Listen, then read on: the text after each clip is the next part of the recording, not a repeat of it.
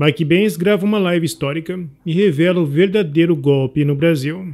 E senador americano promete uma nova leva de revelações bombásticas. Eu sou Marcelo Pontes e este é o Verdade Política, um canal que busca revelar o filme preto e branco da nossa política.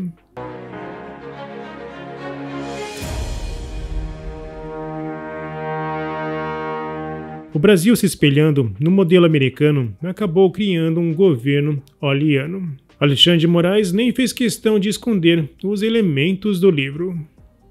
E hoje podemos afirmar que tudo está muito claro.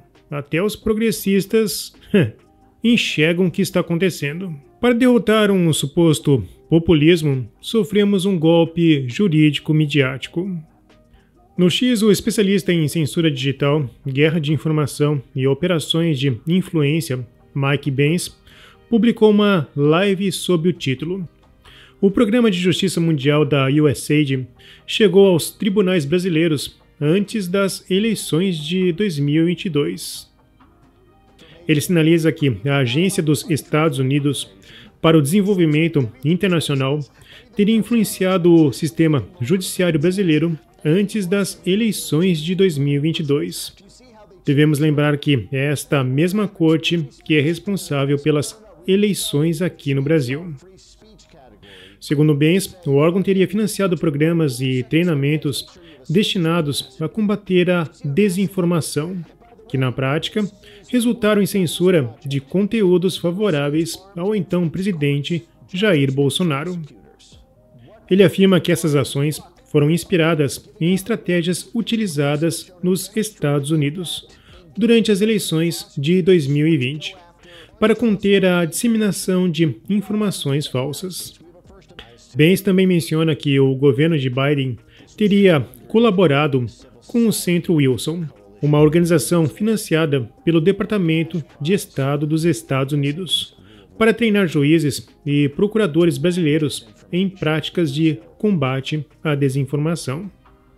Isso explicaria o alinhamento da corte com os ideais que foram impostos nos Estados Unidos durante o governo de Biden. Ele alega que essas iniciativas contribuíram para a derrota de Bolsonaro nas eleições, sugerindo uma interferência estrangeira no processo democrático brasileiro. Ele traz uma matéria publicada no World Justice Project, que nada mais é que um panfleto.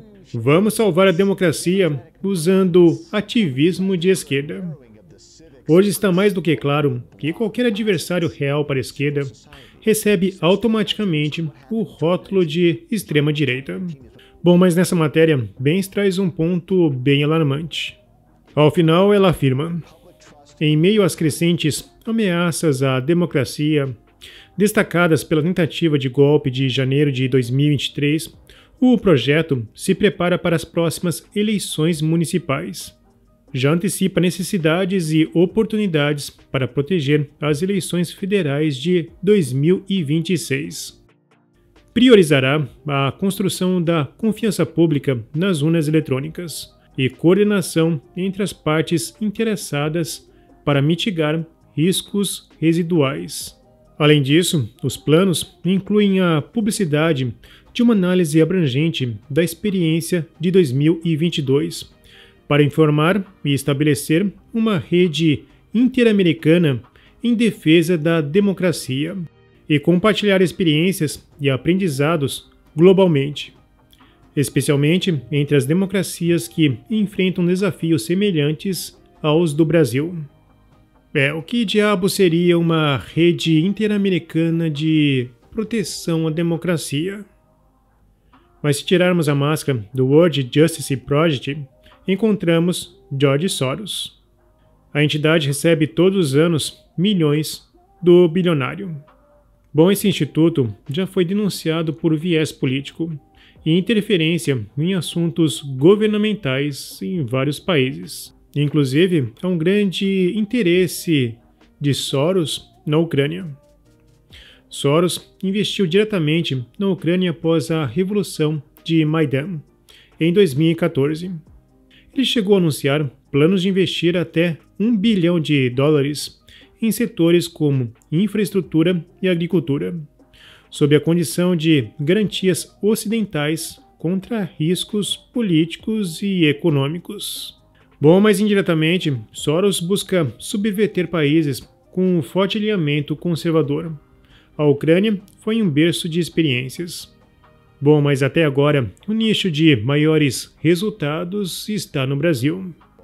Na sequência, Benz fez questão de divulgar o vídeo do ministro Barroso, afirmando que pediu ajuda aos Estados Unidos nas eleições de 2022. One of them from the State Department itself. And I think it somehow played a role.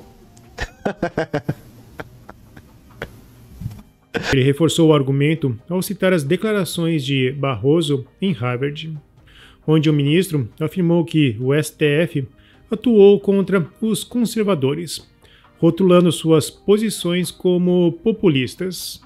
Ao compartilhar o posicionamento da conta de Researcher, Mike reforça a acusação de que um grupo global poderoso está usando a mesma tática que usou contra Trump contra Bolsonaro. Segundo essa visão, a Comissão Internacional teria manipulado a eleição brasileira para tirar Bolsonaro do poder, assim como ocorreu com Trump no evento do Capitólio. Através deste processo, colocaram Lula no poder, acusado de apoiar uma agenda globalista ligada à ONU, especialmente nos Objetivos de Desenvolvimento Sustentável e a Agenda 2030. As denúncias de Benz trazem 5 pontos. Número 1. Denúncia de interferência eleitoral estrangeira. Alega-se que a USAID teria atuado no Brasil antes das eleições de 2022 para influenciar o sistema de justiça e o ambiente informacional. Programas voltados ao combate à desinformação teriam, na prática, resultado na supressão de determinados discursos políticos durante o período eleitoral. E isso ficou muito claro nas decisões do TSE, que censurou todas as postagens ligando Lula a ditaduras. Número 2. Parceria com instituições judiciais e organizações privadas. Documentos e investigações apontam que a USAID financiou programas em parceria com ONGs e centros de pesquisa internacionais para treinar membros do Judiciário, Ministério Público e imprensa brasileira. As capacitações estariam voltadas a proteger o Estado de Direito, claro que entre aspas, mas denúncias sugerem que isso inclui o alinhamento ideológico de operadores jurídicos. Número 3. Uso de mecanismos de censura digital.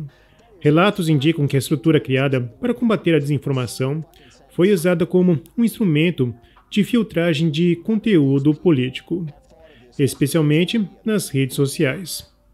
O modelo seria semelhante ao que foi aplicado nos Estados Unidos em 2020, quando entidades civis e plataformas digitais atuaram para moderar conteúdos considerados prejudiciais à integridade eleitoral. Número 4. Aplicação seletiva do conteúdo de desinformação. Há denúncias de que os mecanismos de moderação foram aplicados de forma desigual, atingindo principalmente um espectro político específico, enquanto outros grupos ou informações imprecisas de diferentes origens não receberam o mesmo tratamento. E o parlamentar Janones é um bom exemplo.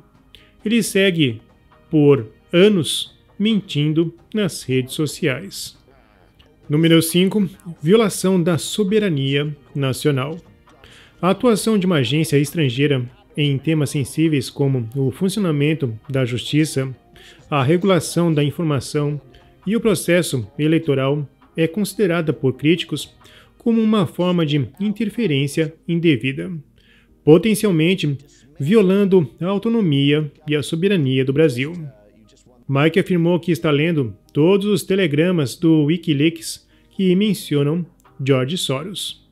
Estou lendo todos os telegramas do Wikileaks que mencionam George Soros ou a Open Society Foundation.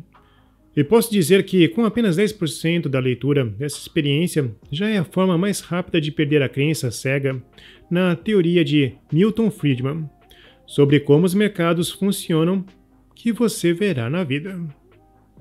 Nos Estados Unidos, a indústria oleana que dizia defender a democracia através de censura está sendo desmantelada. Em 2022, Biden criou o Conselho de Governança da Desinformação e nomeou Jennifer Daskal como co-presidente. O Departamento de Natureza Progressista teve amplo poder e atuou censurando postagens de republicanos. Durante a audiência, o senador Eric Schmidt perguntou a ela se seria apropriado que o governo trabalhasse com empresas de mídia social para censurar diferentes pontos de vista. Daskal teve a ousadia de dizer que o governo não deveria censurar a liberdade de expressão.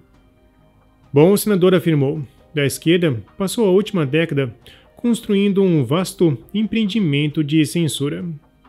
Uma rede obscura de ONGs, grupos de tecnologia e governos trabalhando para censurar os inimigos da esquerda, não apenas nos Estados Unidos, mas em todo o Ocidente. Nos próximos 4 anos, o Partido Republicano deve expor e desmantelar esse sistema. Ele reforçou que irá trabalhar com o secretário do Departamento de Segurança Interna, NOEM, para garantir que as milhares de páginas de documentos que o governo Biden redigiu sobre a Lei de Liberdade de Informação sejam trazidas à tona. E completa: eles podem estar adormecidos agora, mas se não os arrancarmos pela raiz, nossos censores esquerdistas retornarão mais cedo do que você imagina. Todos os elementos de denúncia apontam que já tivemos uma ruptura institucional. Bom remédio para essas denúncias é uma CPI e provavelmente um impeachment de ministro do Supremo. Porém, é claro, iremos precisar ainda de uma químio. Caso contrário, o câncer tomará todo o corpo. E aí poderá ser tarde demais, pois toda célula saudável já estará morta. Bom, se você apoia a Verdade Política, não se esqueça, curta, comente e compartilhe. Clique no sininho para você receber as nossas notificações. E vamos continuar na luta em prol da verdade.